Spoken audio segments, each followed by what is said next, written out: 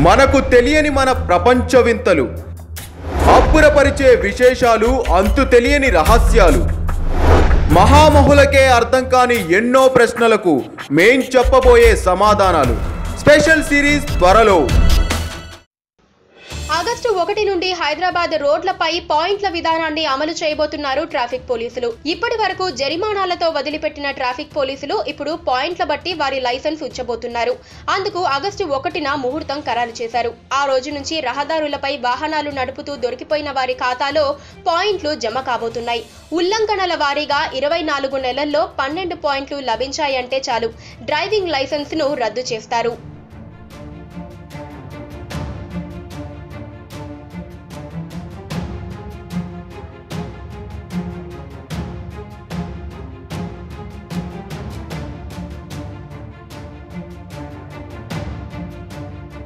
ఆ పాయింట్లు ఎలా ఉన్నాయో ఇప్పుడు చూద్దాం.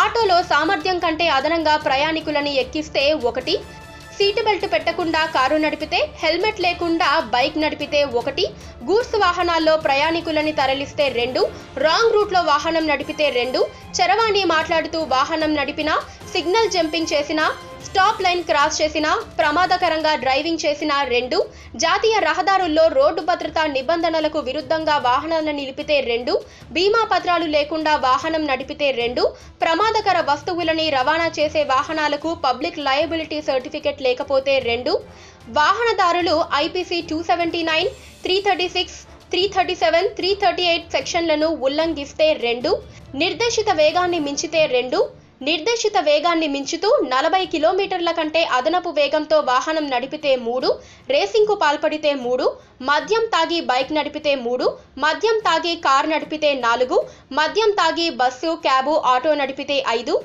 ఐపీసీ 304A, 304(2)ని ఉల్లంఘిస్తే 5, వాహనంపై వెళ్తూ గొలుసు చోరీ లేదా దోపిడీకి పాల్పడితే 5.